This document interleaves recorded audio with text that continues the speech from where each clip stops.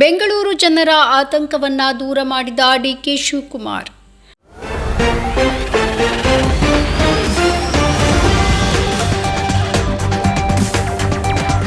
ಬೆಂಗಳೂರಿನ ಜನರಿಗೆ ರಾಜ್ಯ ಸರ್ಕಾರ ಗುಡ್ ನ್ಯೂಸ್ ನೀಡಿದೆ.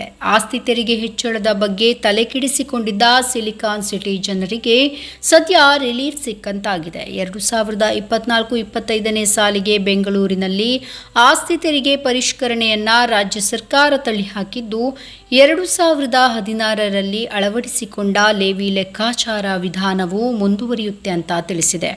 ಏಪ್ರಿಲ್ 1ರಿಂದ ಅನ್ವಯ ಆಗುವಂತೆ ಬೃಹತ್ ಬೆಂಗಳೂರು ಮಹಾನಗರ ಪಾಲಿಕೆ ವ್ಯಾಪ್ತಿಯಲ್ಲಿ ಆಸ್ತಿ ತೆರಿಗೆ ದರ ಏರಿಕೆಯ ಬಗ್ಗೆ ಸುದ್ದಿ ಹರಿದಾಡ್ತಾ ಇತ್ತು. ಉಪಮುಖ್ಯಮಂತ್ರಿ ಆಗಿರುವಂತಹ ಡಿಕೆ ಶಿವಕುಮಾರ್ ಇದರ ಬಗ್ಗೆ ಸ್ಪಷ್ಟನೆಯನ್ನ ನೀಡಿದ್ದಾರೆ. ಈ ಬಗ್ಗೆ ಟ್ವೀಟ್ ಮಾಡಿರುವಂತಹ ಡಿಕೆ ಶಿವಕುಮಾರ್, ಏಪ್ರಿಲ್ 1ರಿಂದ ಅನ್ವಯ ಆಗುವಂತೆ ಬೃಹತ್ ಬೆಂಗಳೂರು ಮಹಾನಗರ ಪಾಲಿಕೆ ವ್ಯಾಪ್ತಿಯಲ್ಲಿ ಆಸ್ತಿ ತೆರಿಗೆ ದರವನ್ನು ಏರಿಕೆ ಮಾಡುವಂತಹ ಸುಳ್ಳು ಸುದ್ದಿಗಳು ಸಾಮಾಜಿಕ ಜಾಲತಾಣಗಳಲ್ಲಿ ಹರಿದಾಡ್ತಾ ಇರುವುದು ನನ್ನ ಗಮನಕ್ಕೆ ಬಂದಿದೆ. ಬಿಬಿಎಂಪಿ ಯಾವುದೇ ಆಸ್ತಿ ತೆರಿಗೆಯನ್ನು ಏರಿಕೆ ಮಾಡಿಲ್ಲ. 2016ರಲ್ಲಿ ಸೂಚಿಸಿರುವ ದರದಂತೆಯೇ ಪ್ರಸ್ತುತ ಆಸ್ತಿ ತೆರಿಗೆ ದರಗಳು ಚಾಲ್ತಿಯಲ್ಲಿರುತ್ತೆ, ಹಾಗೆ ಮುಂದುವರಿಯುತ್ತೆ.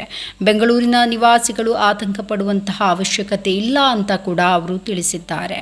ಸುಳ್ಳು ಸುದ್ದಿಗಳನ್ನು ಅಪ್ಲೋಡ್ ಮಾಡುವವರ ವಿರುದ್ಧ ಕ್ರಮವನ್ನು ತೆಗೆದುಕೊಳ್ಳಲಾಗುತ್ತೆ ಅಂತ ಎಚ್ಚರಿಕೆ ಕೂಡ ನೀಡಿದ್ದಾರೆ.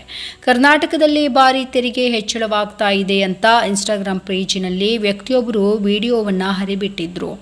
ಬಾಡಿಗೆ ಮನೆಗಳ ಮೇಲಿನ ಆಸ್ತಿ ತೆರಿಗೆ 2 ಪಟ್ಟು, ವಾಣಿಜ್ಯ ಸಂಸ್ಥೆಗಳ ಮೇಲಿನ ತೆರಿಗೆ 3ರಿಂದ 5 ಪಟ್ಟು ಹೆಚ್ಚಳ ಆಗಲಿದೆ ಅಂತ ಹೇಳಿದ್ರು. ಇದರಿಂದ ಈ ಸುದ್ದಿ ಎಲ್ಲೆಡೆ ಹರಿದಾಡ್ತಾ ಇದ್ದು ಬೆಂಗಳೂರಿನ ನಿವಾಸಿಗಳು ಆತಂಕದಲ್ಲಿದ್ದಾರೆ.